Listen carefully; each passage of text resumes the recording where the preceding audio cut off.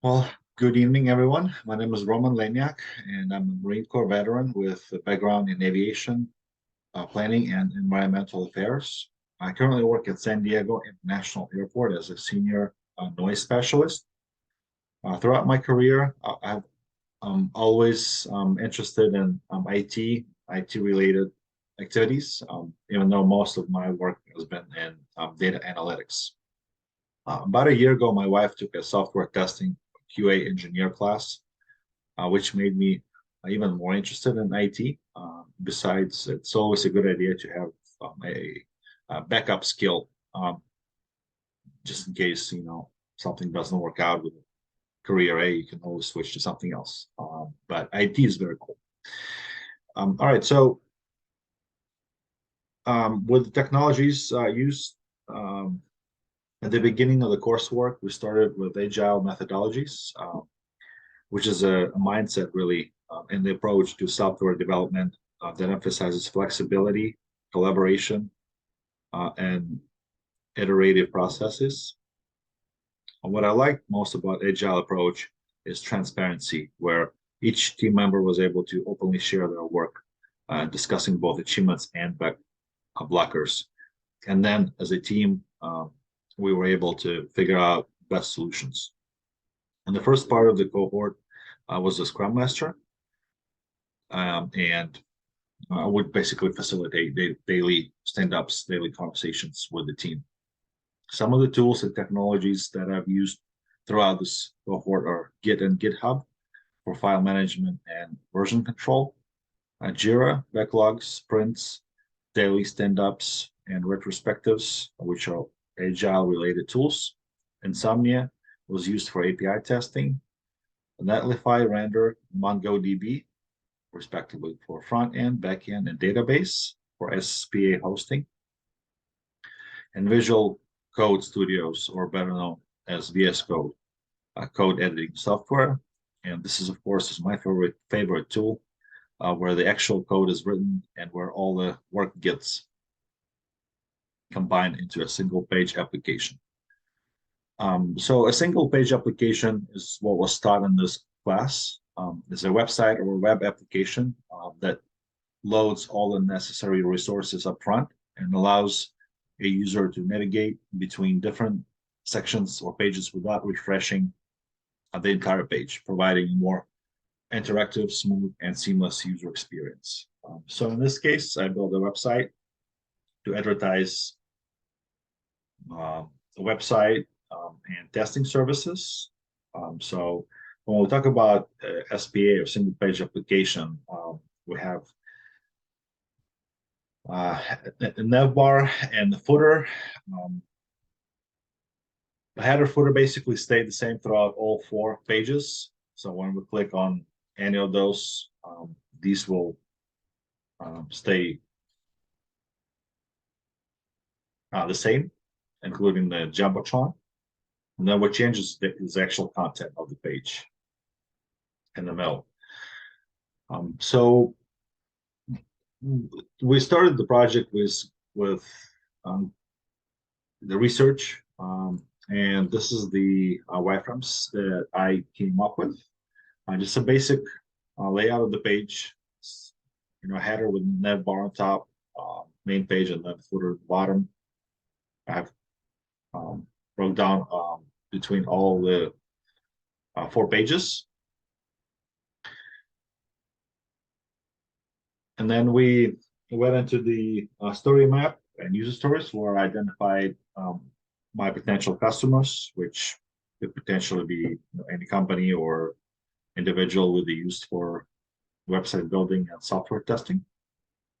And then I did my SWOT analysis, identified strengths, weaknesses, opportunities, and threats. My strengths were simplicity, aesthetics, functionality, ability to work with multilingual organizations. Weaknesses were not as robust as other professionally developed websites, offers narrow scope of services, beginner product in terms of quality and functionality. Opportunities were opportunity to develop and grow, appeal to smaller business and freelancers, and cost effectiveness. And threats were lots of competition, barriers to entry, and a difficulty to gain momentum in business development and brand recognition.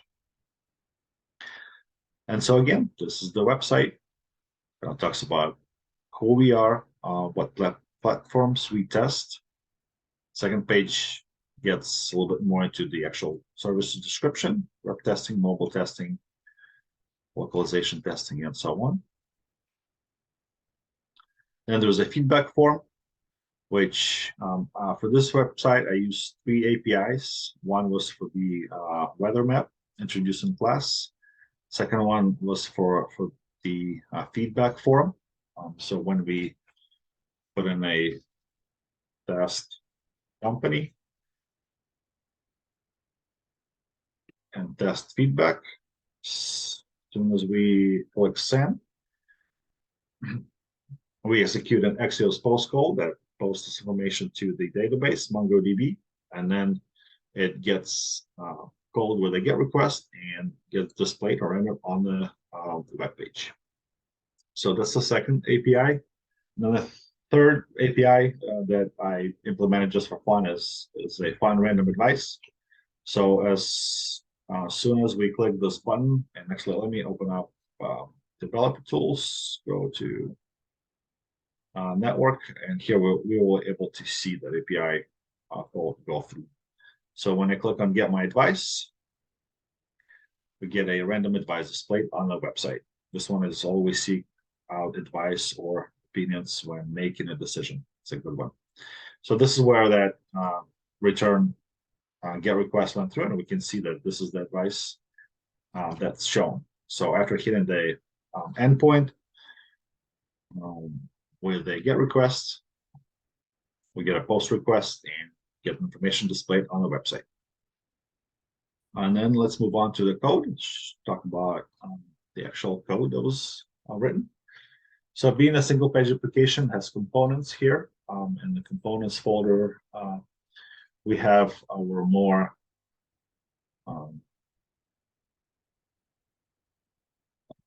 our footer, header, main, and nav elements that are more static.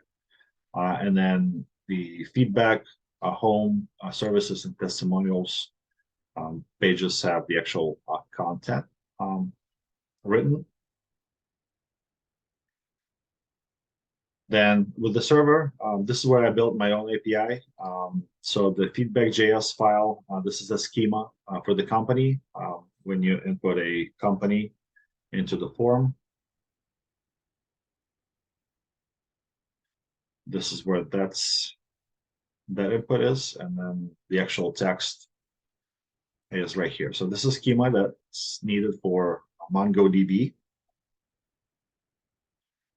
Then we'll go to routers.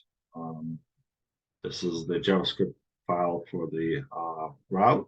Creates a record in MongoDB and get or read all records from the collection. This is the get request.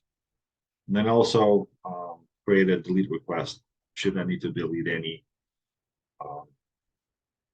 erroneous information with the use of Insomnia. And then in the apps.js file,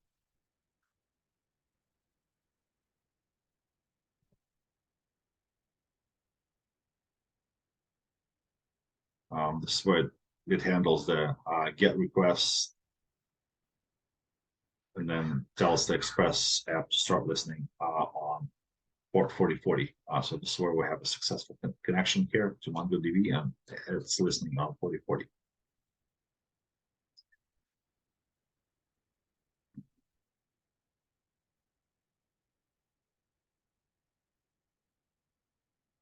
And then obviously the index, the final index JavaScript file where we import all of the main elements here with Axios and Navigo, Lodash.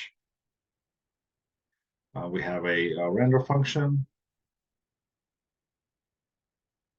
After render function, this is where we have a toggle functionality for the nav buttons. We have an event listener to submit a feedback form here. This is the post request. API for defining random advice. This is where our Axios get request hits this endpoint. So this is an environmental variable. Random advice API URL.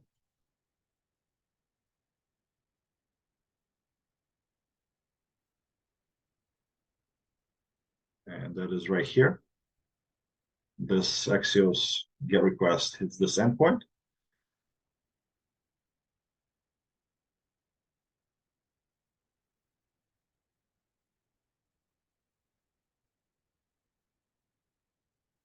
And then with the result, set advice data, data slip, this is where we get the actual random advice. And we display it here on the web page under feedback view.